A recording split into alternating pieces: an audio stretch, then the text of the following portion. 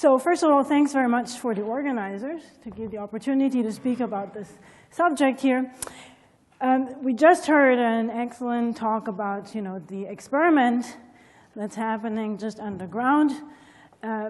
Lots of, I think, motivation, at least for string theorists, to look into a subject that's sort of been a really long time ongoing. Well, the word actually that comes to mind is struggle. But I think there's also very promising sort of avenues how we can sort of, as a string theorist, actually make some sense of physics beyond the standard model. So you saw in the talk before the, the press photographs. These are the actually committed people, 4th of July, right outside the door here. 3 o'clock, they've been there since 11:30. And I took the photograph. So, and several hours later, we saw this. And so what we were all, of course, very excited. We heard a lot of data updates in the last talk on the Higgs, on other searches for physics beyond the standard model. There is, however, a question, sort of what is next? So as a string theorist, really there's sort of a question, what can we do to contribute to the search beyond the standard model? What can we actually, say from a theoretical point of view? Not just model building, but have some systematic approach to the subject. So I'll have 4 lectures on the subject of string phenomenology, and I'll sort of group them in these questions. The first question is sort of a very loose question is, why would we consider doing this in the first place? So, there I'll discuss SUSY guts. I'll motivate why guts are a good idea in the context of string theory. What does string theory add to this? Why is this a good setting? And in particular, what is sort of the approach that one can take that's the most systematic that you can really do in this kind of a setup? Right, so there's a lot of string phenomenology, and I'd like to sort of group it together into sort of ways we can systematically try to search for things rather than just build a model, see what comes out, and say, oh, it doesn't fit anything that we see. Okay, so that's lecture 1. Lecture 2 is sort of the question how, and the sort of really the guiding principle in a lot of model building, and that's not just sort of the kind of model building that has been very popular recently, particularly in F-theory, but it's a very sort of underlying theme, which is the so-called Higgs bundles. And what I'd like to explain is how these can be used to do model building in various sort of arenas, and that they're sort of a central tool in doing string phenomenology. And then the third lecture, I'll actually get down to business and say, okay, so let's look at a specific setup where we can realize what we learned so far in lecture 2. That's the most developed, I think, at this moment, setting where you can apply this Higgs bundle technology. That's F-theory, where we can sort of understand these Higgs bundles as a low energy limit, or F-theory as a UV completion of these Higgs bundles. And then in the 4th lecture, I just want to sort of go out and say, all right, so can we actually do some interesting physics with this, right? So all of this is nice and good, and it's going to be very formal, but then is there actually some interesting physics that we can, at least in principle, get out of this kind of analysis, something that we may not look at unless we had some string theoretic motivation for it. Okay, so this is sort of the plan for today, tomorrow, and after tomorrow. I would like you to ask as much questions as possible, because it's like supposed to be lectures. So the first lecture we'll start is why. So we had a lot of motivation in the first talk today. Well, the standard model is an extremely promising framework. And I guess not just Giudice, but also in the last talk we heard there's a lot of evidence for it. We have a standard model gauge group, SU3, SU2, U1. And we can group sort of all the fermionic matter content into 3 generations of these representations under this gauge group. Right? And so there's one sort of nice observation, which is, well, just first of all, group theoretically, without doing any sort of RG analysis, all these things will be nicely packaged actually into representations of an SU5 or of a higher rank sort of group that fits an SU5 inside. So for example, there's a 10 representation of SU5, or you can fit the 3-2, the right-handed upper-type quarks, and the right-handed EC multiplet in, and the 5-bar matter, which will be a 5 representation, a 3-bar, and a 1-2. So this is, first of all, a group theoretic thing that's not particularly telling us anything. The interesting thing happens when you then actually look at the gauge couplings. Right, so we've already seen this in the last talk. So if we look at the coupling constants at the weak scale, so at around 100 GeV or something, then there are RG equations. These are just at one loop. We can be a little bit more precise, look at higher loop corrections, etc. How the couplings will evolve, say, up to some high scale, which I'll label as M gut. Depending on the matter content of your theory, there's a very sort of precise way we can evolve them from the weak scale all the way to that high scale. In a standard model, these beta function coefficients, we can compute them from this matter content here. And if we sort of plot this couplings, we see they run, and they don't quite meet. Right? So there's sort of a slight unfortunate missing of these lines. But indeed, if we sort of look at the matter content of the MSSM, once we add supersymmetry to this, these couplings meet to a very sort of good accuracy. So that's sort of, in addition to this group theoretic fact that we had here, that there's an SU5 underlying everything, there is also this evidence that, this is presumably at some scale, which is around 10 to the 16 GeV, there's some unified gauge group from which there's a single coupling alpha gut of around 1/24, from which all the other ones will then sort of evolve down to the weak scale. So this is suggestive that there's some supersymmetric grand unified theory at that energy scale.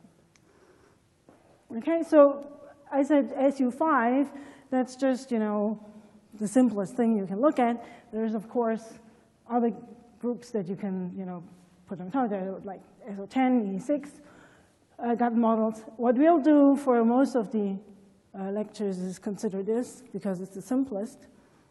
This is, you can look at other models with SO10 or E6 gauge groups. This is, I think, a good starting point to look at the most minimal kind of matter content and minimal unification that you can have. So the setup will be an n=1 supersymmetric gut model, where now, again, we have these 10 5-bar matter representations for SU5. Now these are super multiplets. And in addition, we will have 2 Higgs multiplets, a 5 Higgs and a 5-bar Higgs.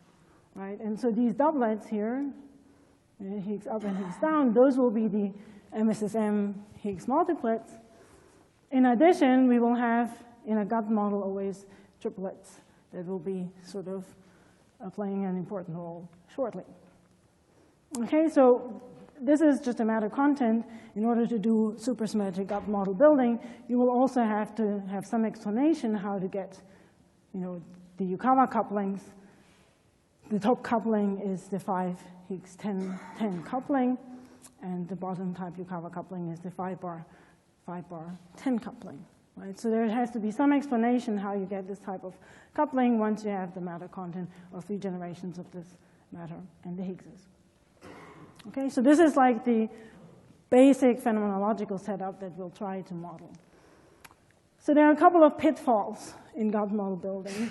One is exotica, right? So there's lots of sources of things that we don't want. First thing is if we have an SU5 gauge group, right? So we break the adjoint of SU5 to the gauge fields of the SU3 to 1 gauge group.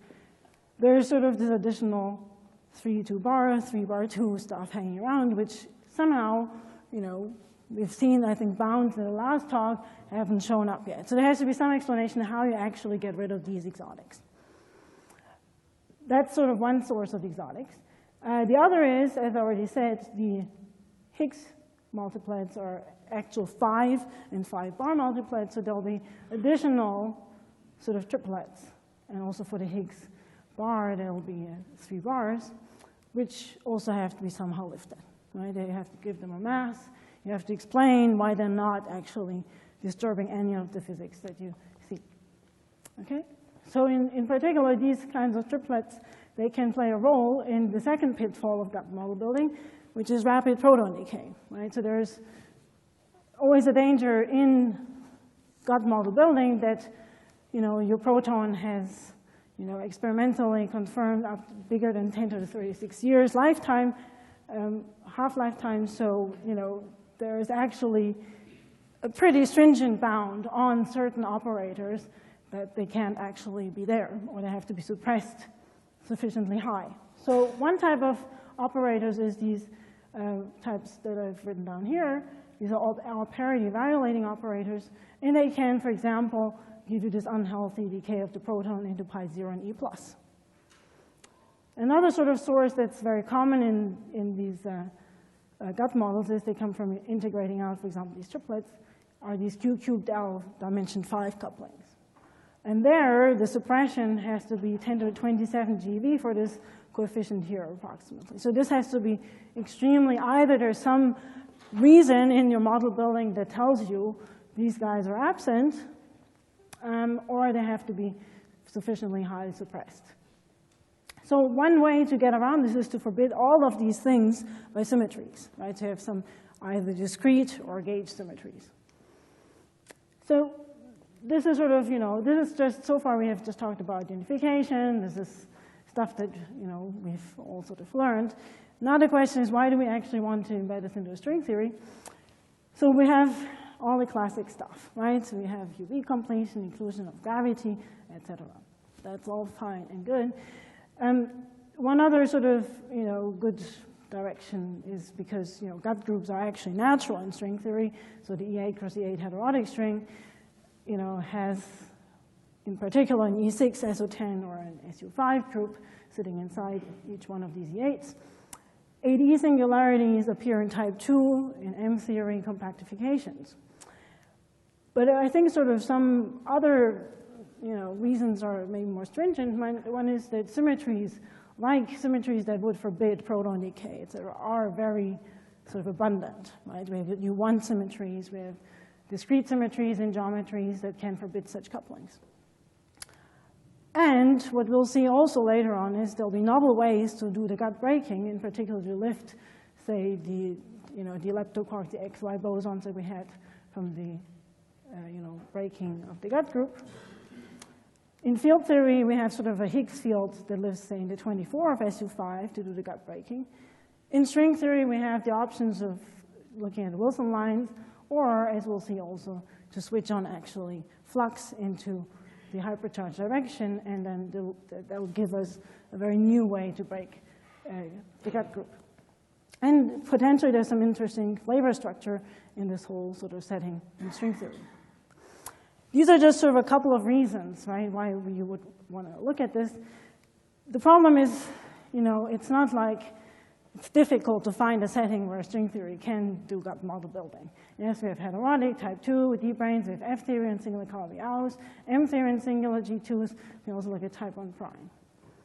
So the question is really, what kind of string theories are amenable to gut model building, and what is sort of the mathematical structure that goes along with it? So for heterotic, which is, I think, one of the most classic examples, we look at n equals 1 supersymmetry in 4 dimensions. So in order to get from the heterotic string, we compactify on a Calabi-Yau threefold. Now, in addition, we have sort of gauge degrees of freedom, right? So some gut gauge group G.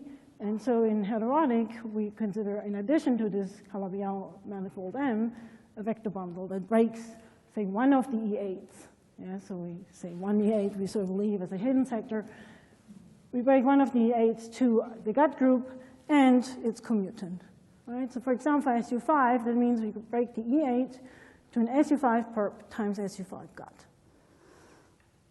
What that means is the adjoint, meaning the gauge fields that we have in the sort of, theory in 10 dimensions without any vector bundles, the 248 breaks into all these multiplets under the SU5 gut, with multiplicities really given by this representation content of the SU5 perp. Okay? So for example, here we get a 10, a 5 bar, but we also get all this stuff, and we get the adjoint of the SU5 gut here. That's sort of the group theory that lies behind this. The chiral matter content, right? So you actually would like to have 3 generations of matter, etc., is computed from cohomologies of these vector bundles, right? So for example, the 10 will be counted from H1 of the vector bundle, and the sort of chiral counterparts 10 bars with H1 of V star, and the 5 bar from the lambda 2V. So this is one setting in which we can understand very well, once we have some manifold M, a vector bundle, how to compute the spectrum that we would get in 4 dimensions. So if one of the sort of guiding principles here, and this will be more important in lecture 2, is that the equations governing really this vector bundle V that breaks the gut group, that breaks the EA down to the gut group, is coming from looking at the 10D super Young-Mills equations, looking at the Gijina variation, and seeing the equations that come out are just the Hermitian Young-Mills equation, which say that F02 has to be 0, and this has to be 0. Right? So this is sort of one way this kind of, what we'll later look at, these Higgs bundles will actually arise as a dimension reduction of these equations. Okay, so this is one setup. There's another sort of very popular setup, which is type 2 with D-branes. And so here we had everything sort of happening in heterotic string theory. Everything came from the bulk. Here in type 2, the situation is slightly different. Again, n equals 1 SUSY in 4D says we compactify the type 2 string on Calabi-R threefold times R1, 3. The gauge degrees of freedom are now localized on D-branes, and they can either give rise to SU or SO gauge groups. The matter is sort of generated from a Higgsing of some higher rank gauge group or from intersecting branes. And we'll actually make this picture of really thinking about this in terms of Higgsing a higher rank gauge group down to SU5 times U1. This is sort of the way we'll discuss this later in a lot of detail. And the supersymmetry variation really imposed the dimension reduction of the equation that we had here, the Hermitian Young-Mills equation, down to these Hitchin equations, where phi is really the Higgs field that's coming from, really reducing down. So what you're doing is you take the F02 equals to 0 equation in 10 dimensions and dimensionally reduce this, and you get a gauge field and a scalar field. This is the scalar field. And so what we'll actually do is, in lecture 2, is discuss this point of view in detail in the context of, say, 8-dimensional super Young-Mills, and see how we can, for example, generate matter Yukawa couplings. Okay? So this was example 1. This is example 2.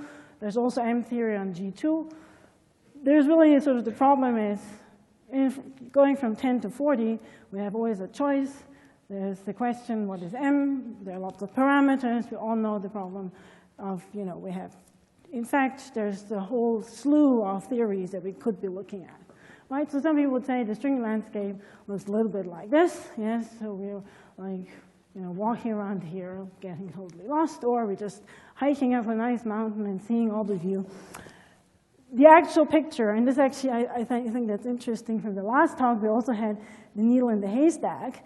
I think in the context of string phenomenology, the needle is just sort of sticking out. There's really lots of things we can do that will give us something that resembles a gut or an MSSM model. But there's sort of a problem with this approach of starting, say, in 10 dimension, picking a geometry.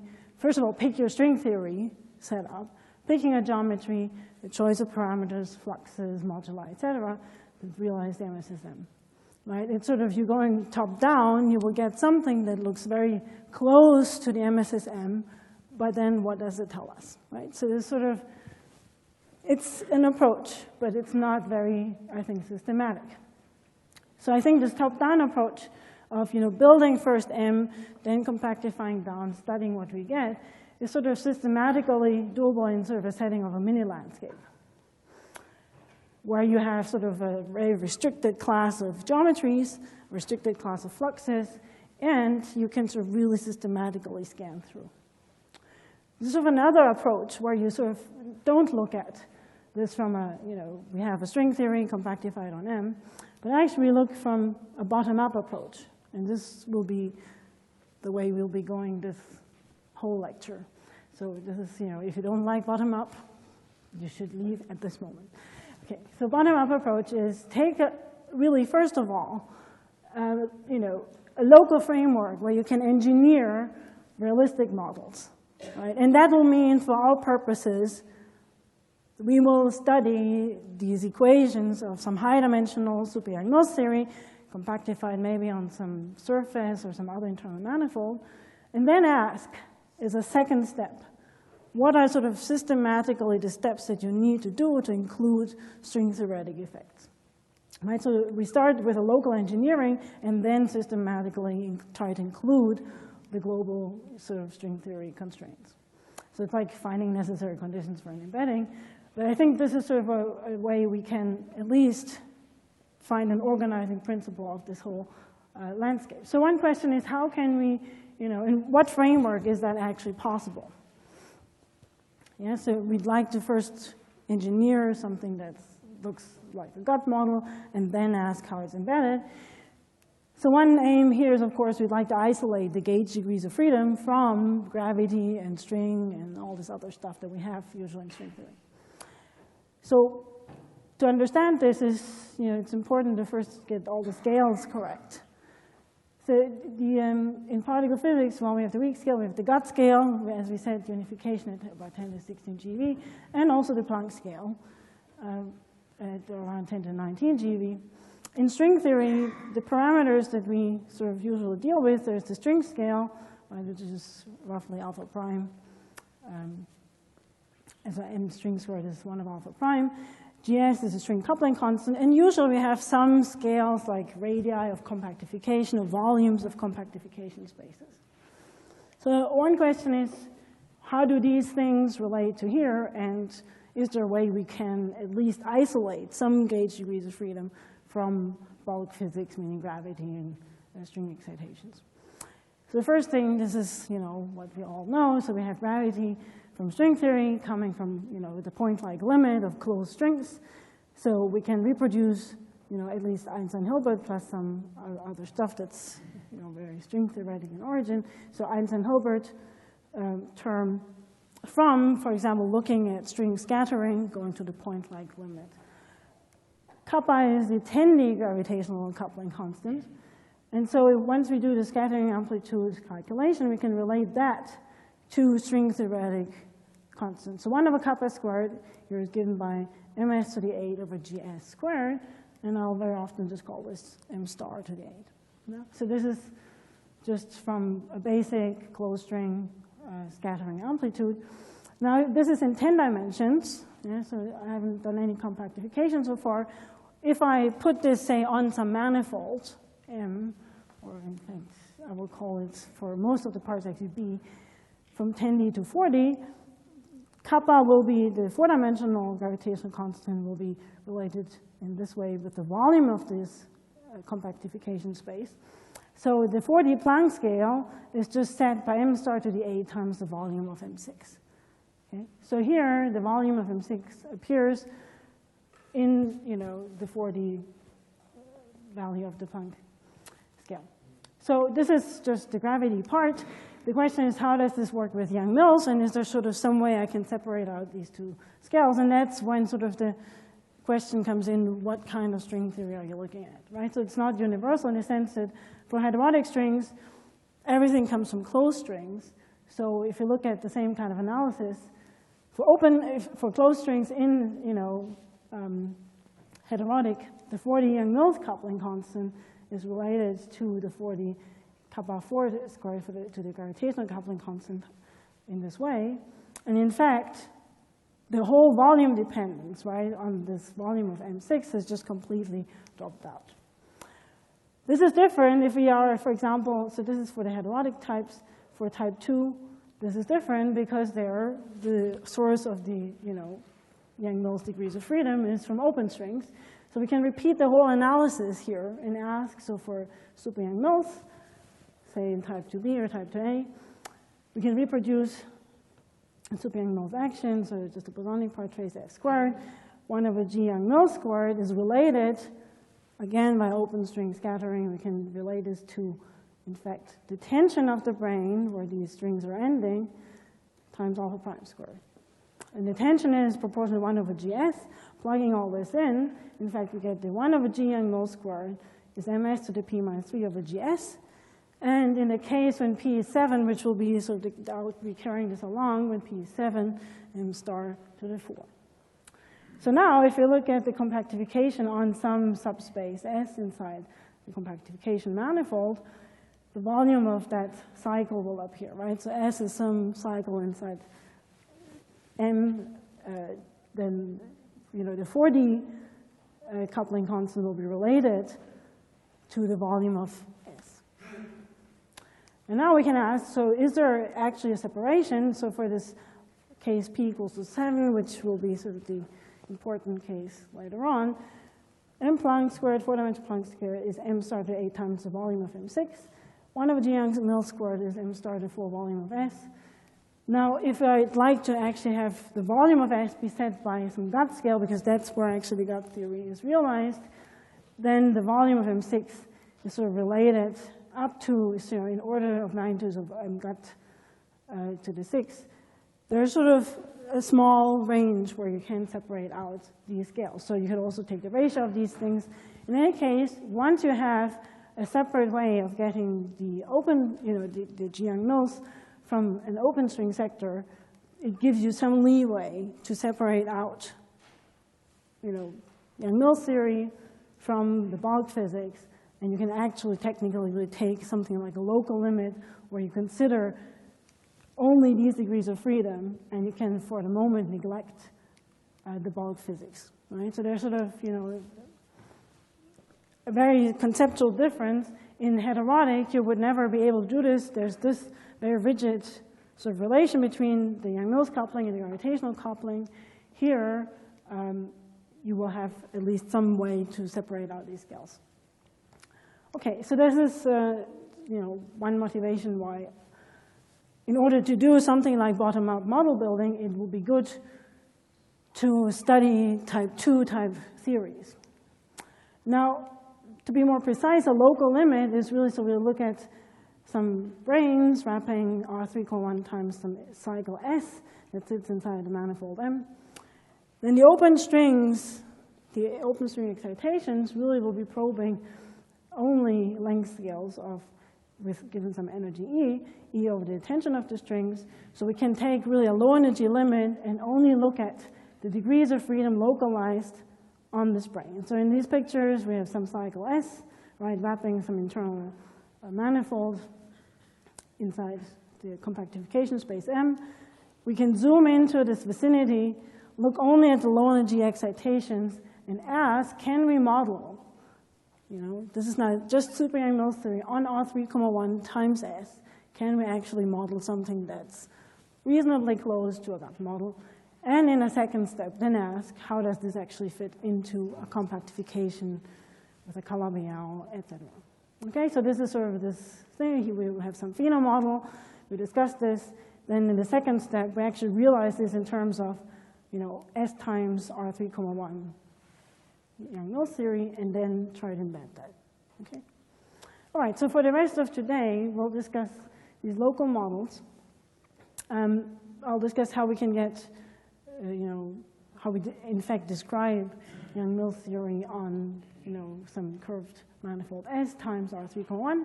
How we get matter and Yukawa couplings, chirality, and give some example models. So this is sort of really going back to the very early papers of Beasley, Heckman, Rafa, Donagi, Reinhold, and Hayashi, and collaborators in the context of F theory.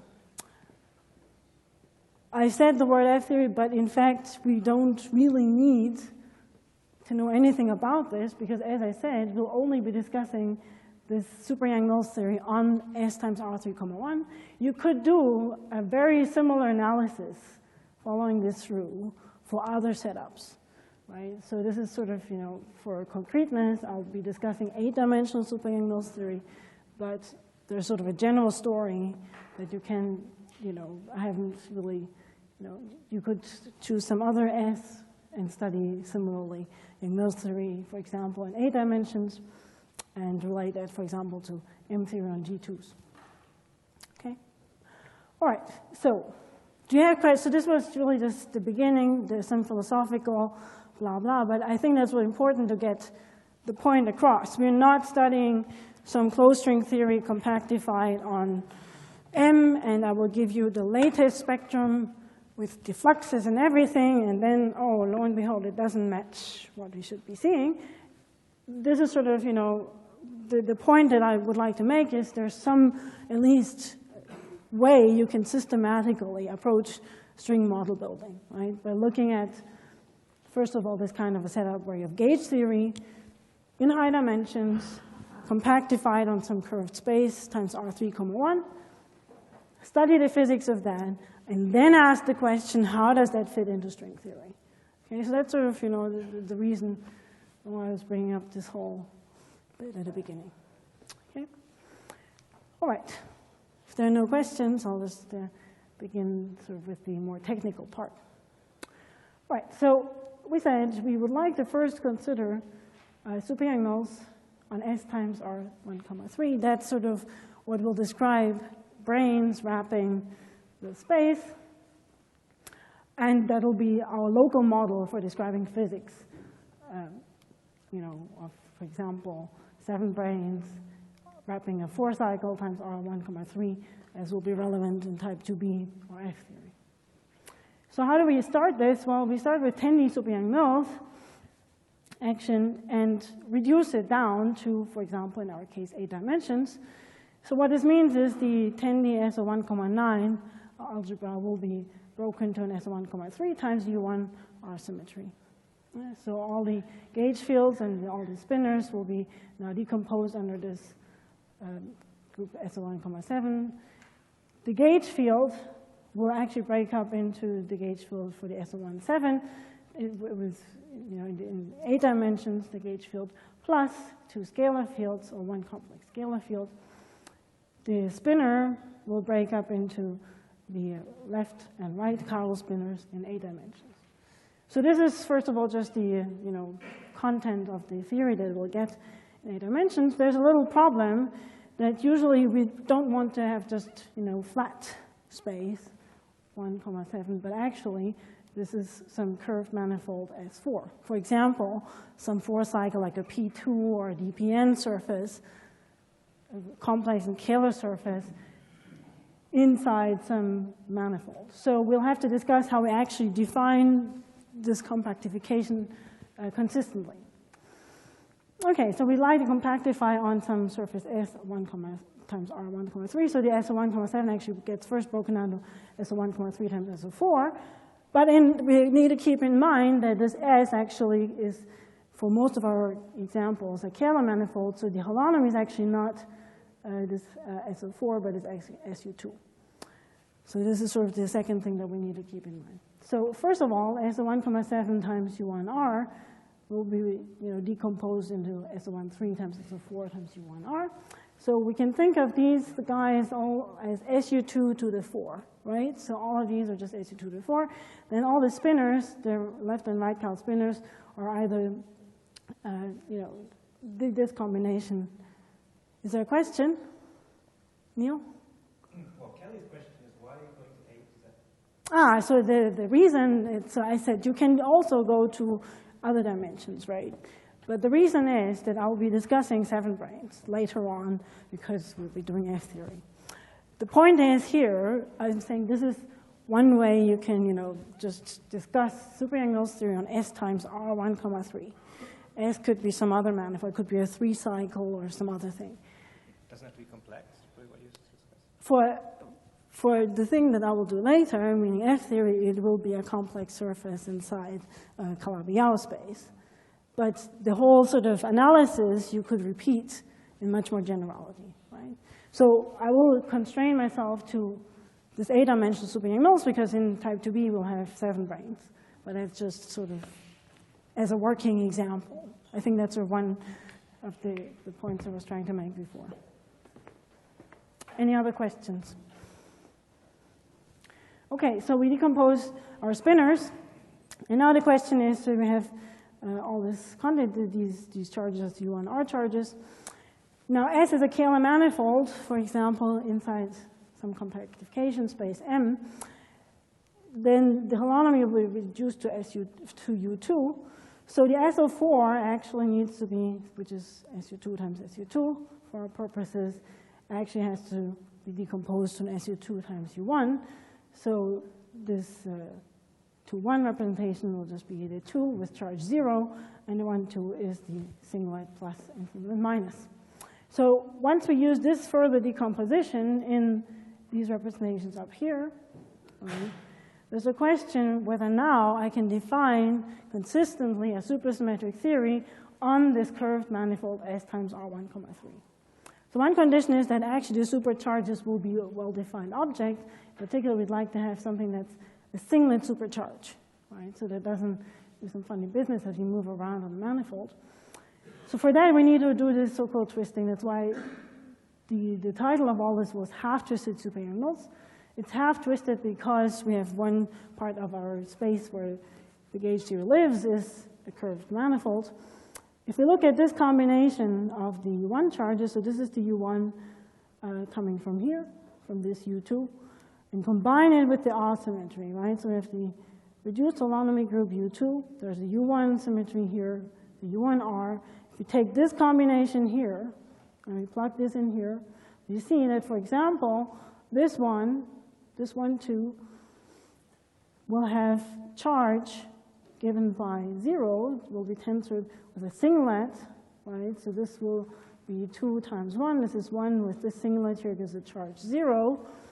And similarly, this 1 to 1 will have a charge 0 as well. So under this combined new U1R symmetry, this actually will define as 2 supercharges, which are singlets under this U1 symmetry here.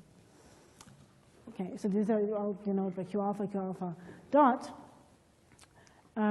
So from this analysis alone, we'll get in particular other states which will have R charge with this twisted charge plus 2 and plus 1, and we'll have to see what they actually will correspond to.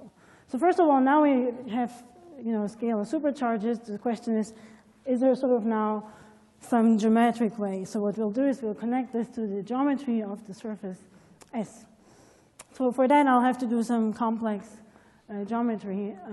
Probably a lot of you know this, so we'll probably go through it quickly. So for some surface S, we have some tangent bundle. If there's a complex manifold, right, we can decompose this into the holomorphic and anti-holomorphic parts, which are the plus minus I eigenspaces of the complex structure. And we have something that's even more interesting, is the cotangent bundle, T star S. And again, that has a decomposition into holomorphic and anti-holomorphic components. And sections of this bundle, lambda k T star of S, will denote as omega k of S. These are k forms on a manifold. And again, they have a decomposition with respect to this complex structure into holomorphic and anti-holomorphic pieces, given by the exterior powers of the cotangent bundle, the holomorphic part and the anti-holomorphic parts. Right? And so one sort of thing that we'll use very often is the holomorphic sort of components, the lambda p of the holomorphic part of the cotangent bundle. These will denote by omega ps. And likewise, the anti-holomorphic parts by omega bar ps. One important sort of subcase is the so-called canonical bundle of the surface S, and these are sections, the sections of this are precisely omega S with the dimension, so our P is the dimension of S. So for our purposes, S will be a complex surface, so it will be omega S of where P is equal to 2. Right? So this is the canonical bundle for our surface, which will play quite an important role shortly. Okay, so once we defined all this thing here, we can now ask, so we had this U1, which is sitting inside this U2 right, where we've now sort of done this twisting by the R symmetry, we can define the action of this U1 on the cotangent bundle as -1 and +1. So +1 on the omega bar 1s and as -1 on the omega 1s. And then we can ask, so once we have this interpretation, all the matter, all these spinners that we had here, how do they actually decompose in terms of this, twisted symmetry? So these were all the multiplets that we got from there. And in terms of the action of this U1 defined on the cotangent bundle as -1 and +1 like this, will correspond to sections in omega bar 1, omega bar 2, and omega 0, right? So given by precisely the charges under this U1 that we defined earlier. So this is this U1 symmetry.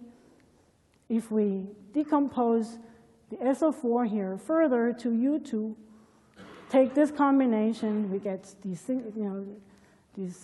singlet supercharges, and in addition, states, for example, these ones here will become sections in these bundles, right? So there'll be forms on the surface S. Now the scalars, which came from the reduction of the gauge fields from here, right?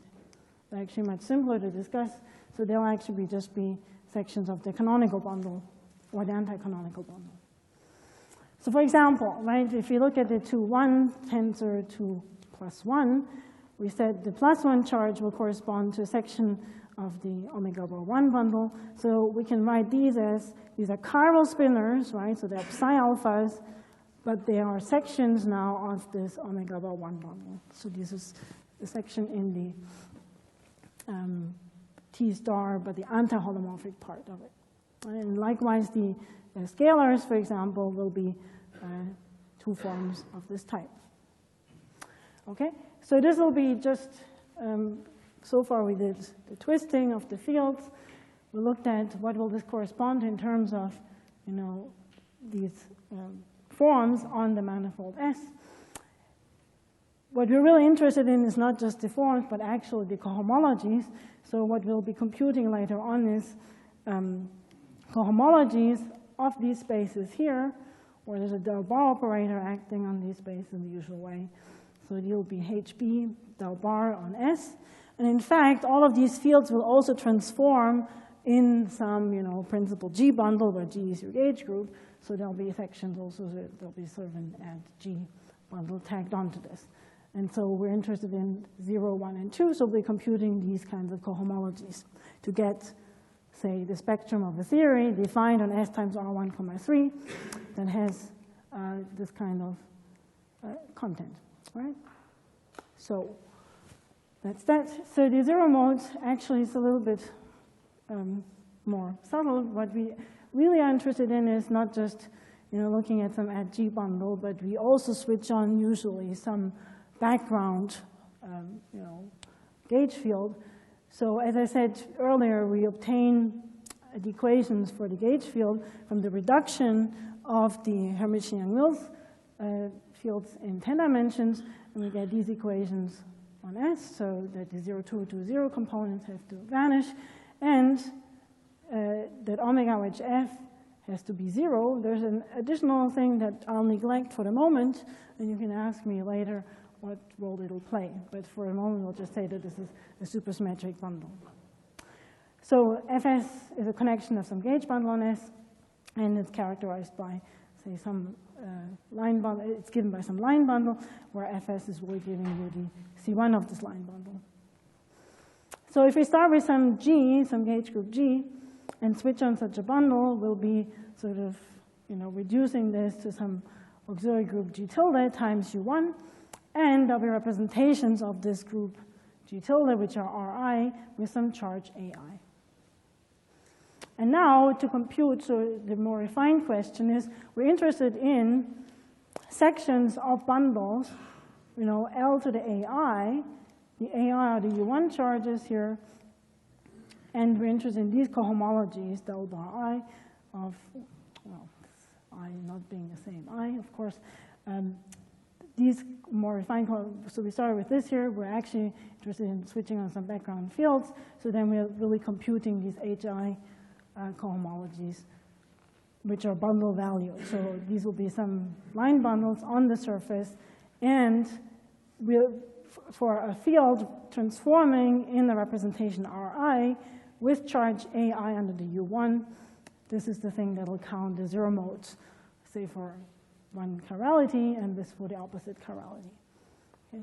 So just to be concrete, this is really what the spectrum will look like of this theory, of this half-twisted Super-Yang-Mills theory. So this is all the representation content that came from decomposing all the spinors S plus and S minus, right? So we have these chiral spinors here and here, and the anti-chiral ones here and here. Sorry, here the anti-chiral ones are here and here. These are the charges under this U1, this twisted R symmetry. And these are the cohomologies that count the zero modes for these fields. Yeah, so this index, the R charge will determine which cohomology group, as I explained, right? So the R symmetry will act on the cotangent bundle specific way that will determine which cohomology group will be relevant here. Okay, so now what very often we're interested in is not the total, so the actual cohomology, but just some chiral index, and that'll be computed sort of by the Euler characteristic chi-S of these line bundles. And computationally, so what's useful is these can, of course, be determined in terms of the CERN class of that line bundle and some data like C1 of the surface S. So we'll be looking at line bundles, so this rank L will be 1, so we'll be really just evaluating this expression integrated over S. So that will be for, say, one chirality. If we just are interested sort of in the difference between chiral and anti-chiral zero modes, then this was sort of the more reduced expression. So all you need is C1 of the line bundle and C1 of the surface. And then you'll see what kind of zero modes you get. Okay. So to do actual examples with this, we'll have to do a little bit of basic algebraic geometry, complex geometry. So one of these sort of really rudimentary examples is P2 as a surface. So it's complex two-dimensional projective space. We can think of it as C3 without the origin, modulo the action of the multiplicative group C star, or it's just all the lines in C3 passing through the origin. A good set of coordinates are the homogeneous coordinates, right? So we just pick the coordinates Z1, Z2, Z3 in C3, modulo the relation that we're modding out C star, right? So C star acts as multiplication, so actually this should be Z1, Z2, Z3, sorry. Z1, Z2, Z3 is equivalent to lambda times Z1, Z2, Z3. Okay, so that's just a nice set of coordinates. If you would like to go into a patch where you have affine coordinates, you can choose these sort of standard patches UI, where the ZIs are non-vanishing. So that's sort of, just P2 for you. The canonical class of P2 is given by 3 times what's called the hyperplane class. The hyperplane class is really all the divisors, meaning all the codimension 1 subspaces, which are defined in algebraic geometry by vanishing of one of these coordinates, are all hyperplanes. Geometrically they're P1s. If self-intersection is equal to 1, and the canonical class can be written in terms of 3 times H. So for more general Pn spaces, it's n plus 1 times the hyperplane class. Right? So for each Pn, there's really only this one class H, and everything will be written in terms of H, and so that's why this is actually not the most exciting geometry to look at. But it's sort of a nice starting point to look at something that's more interesting, namely dPNs. So dPNs are obtained from blowing up P2 at n points. You can do this for n equals to 0, which is P2 up until 8. The way the blow up works is we start with the coordinates on P2 times the P1. On P1, we have these homogeneous coordinates L1 and L2. Again, L1, L2 is equivalent to lambda times L1, L2. And we glue this in at the origin by requiring this relation here. Right? So what this is saying is, at Z1 is Z2 is equal to 0, right, there is a full P1 that opens up. So whenever I said P1 is equal to, Z1 is equal to Z2 is equal to 0, L1 and L2 are completely free, meaning at this locus here, there's a full P1 inserted in the geometry. So this is just the sort of basic dP1, and we can continue this up until 8 points. Now these additional P1s that we inserted are so-called EIs. These are the exceptional divisors of each of these blow-ups. And the canonical class, which used to be, actually there's a sign error here, sorry. So it used to be 3H. This actually now gets additional sort of components from these exceptional divisors. So it's minus 3H plus sum of EI. The intersections of these guys are H squared is 1. This is just the hyperplane from the P2 as we know it. This intersects trivially with the exceptional divisors, and these EIs have the intersection relation EI EJ is minus delta IJ. All right, so the way you think about this is you have Pn and it's P2, and you blow up in points, you get these additional P1s, and that indeed allows you now, for example, to build much more interesting line bundles, and in fact you get more divisors and therefore also line bundles. Anyway. So the divisors, the effective divisors are positive linear combinations of the irreducible hypersurfaces. So you have to be a little bit careful. It's not just like all the EIs are going to be effective divisors. So for example, for dP2, which is an example we'll consider, the effective divisors are positive linear combinations of E1, E2, or H minus E1 minus E2. Okay, so, yeah. So then they're not at actually generic points anymore, right? So then they'll be related. So there's dP9. So you can, of course, blow up at more points. For example, so one crucial condition here is we would like to keep these surfaces to be so-called Fano, right? So when you have dP9, which is when you do it one more time, actually that condition fails. So then there'll be curves where, for example, when you restrict the canonical class, that actually can vanish. Yeah, so I actually will only look at the dP n's for n equals 1 up until h because they're nice Fano surfaces. You can, of course, look at other things as well. So dP9 will come up in the context when you look at the, in F theory, stable generation limit, there'll be dP9 surfaces fibering over your base, but the base surface here will assume to be either dPn surface or something that is like P1 fiber over P1. Okay. Okay. So, so the reason why I'm restricting to this is because I actually would like to. These are good examples. dP9 is sort of a boundary case, and then if you go further, I think you actually cease to be even almost Fano. Okay. All right. So one important sort of connection why we're discussing divisors is that there's in algebraic geometry, correspondence between divisors and line bundles, which I should sort of explain briefly. So a holomorphic divisor is really, as I said, the vanishing locus of a coordinate, the I is equal to 0. From a line bundle L with a section sigma, right, so that's a map from S into the bundle, satisfying the condition that it gives the identity if you take sort of map downwards and upwards again. If you take the section sigma and sigma is equal to 0, that defines you a divisor, or at least a linear combination of divisors Ni. So the Ni's will be the vanishing orders characterizing the line bundle L. So for P2, for example, we had one divisor. This was just given by the hyperplane, which is the vanishing of one of these coordinates, the I.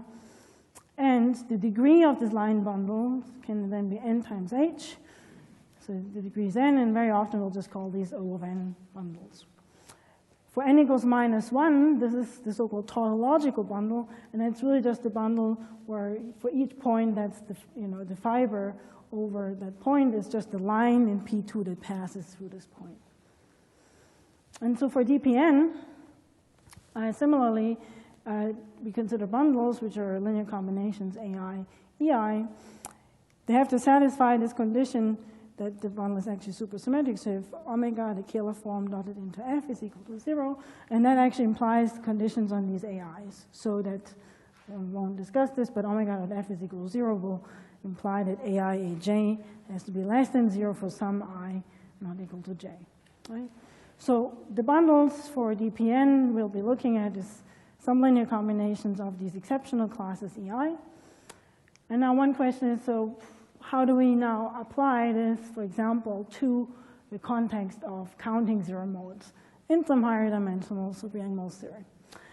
So one example is if you start with SO12 and Higgs is to an SO10 times U1, we have the adjoint of SO12, which is 66, the adjoints of the SO10 and the U1, and then a 10 and a 10 with a charge 2 and -2. So we said, so this is now going back to this here, right? So this is precisely this decomposition. The U1 charges determine, what cohomologies we'll be computing here. So for example, in this case, we'll be computing for the 10-2 will be counted by H1 with, charge 2, so L to the 2, and the 10-2 with L to the -2. So for example, in DP3, we have three exceptional classes. These coefficients satisfy this condition, AIJ is less than 0. That came from this here, omega dot F is 0. Then we can calculate, first of all, this index. And I said the index was just C1 dotted into C1 of this line bundle dotted into C1 of S. So we have, this is C1 of the line bundle dotted into C1 of S. That gives us -2. In this case, actually, the H0 and H2 vanish for this specific type of surface. So actually, H1, so the Euler characteristic is H0 minus H1 plus H2. So actually, chi is given by H1. So we can compute the actual, zero modes for the 10s and the conjugates, 10 minus 2s, just in terms of the Euler characteristics of the line bundles L square or L to the -2. So doing this calculation, right, so here we use this nice expression that we had for computing the Euler characteristic. We obtain, this is from, so in fact it would be nice to have this here. So if you can, so we have a C1 of S squared C2 of S, that's 0, so C1 dot C2, C1 of L dot C1 of S times this. So these three terms are the relevant ones we'll have to look at. And computing this intersection, we get 32 here, and from this we can get 34. Taking the difference is precisely this -2, okay? So what you have to do here is really just calculating intersections in DP3 in this case, or on your surface S. Yeah? Okay, so similarly, the matter will arise from counting zero modes, now not in the full AD super-Yang-Mills theory, but actually in a so-called defect theory. So I think we are almost out of time, so maybe I'll discuss this tomorrow. Actually, yeah, okay. So are there questions about this calculation? That's really just looking at the bulk, right? So on S, what kind of zero modes do I have? I can start with some gauge group SO12. I switch on a line bundle, then the zero modes are counted by this, where the charge, and that is U1, determines what sections we have to actually calculate. Now for specific geometry, S, we first have to work out what are divisors, then the line bundles have to satisfy omega dot F is equal to 0, and then we can compute this using the intersection theory on the surface. Okay? So this is sort of the really down-to-earth computational method to get to these zero modes. For the matter, what we'll have to do is do a similar kind of thing, but now on a codimension one subspace, namely on curves. So what we'll do is not look at the AD super Young nulls, but actually on a defect theory. And so what this comes about is we have been looking at AD super Young nulls, which is really the effective theory on some 7-dimensional branes, or 7 plus 1-dimensional branes. The defect theory comes from intersecting branes, right? So like, we know matter arises from intersecting branes, so the 6D defect theory will do a similar counting of the zero modes, but now on curves inside the surface S. Okay, other questions?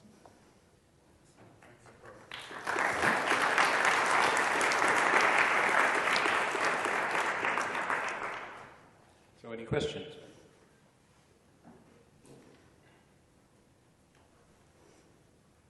That's no good. Sakura, are you going to tell us how this fits into F theory at some point? Could you? I will, yes. But so the point is, maybe I should repeat this. I will not be dogmatic about that this should be, you should be doing F theory phenomenology because it's the coolest thing on the planet. The reason why I'm thinking of it in this term of 8D super Young nulls, first of all, is that this is some very general setup which, is not dependent. I will be embedding this into F theory, right? And I will systematically tell you how this will fit into an F theory context. The point here is that all this analysis you can do just looking at this super Young nulls theory. It's high-dimensional, compactified on some curved manifold, right? And that's sort of some setup that will be more general than just starting with F theory and then telling you what that is, what 7 branes do in F theory, okay? Hmm? Yeah, sure. That's right. That's why this is the way you can, it's no big deal, yes. The only sort of issue is then here we're looking at, when we do this, when we compactify, right? So here we assume something about the manifold, right? So we say it's a Kähler manifold, so it has reduced. So there's some information about that. But once you specify what kind of manifold you have, you can sort of study, similarly, this twisted Young nulls theory, have a theory of how that translates into geometric things like counting cohomologies. Computing these cohomologies will count the zero modes of the fields, etc., right? So this is the idea.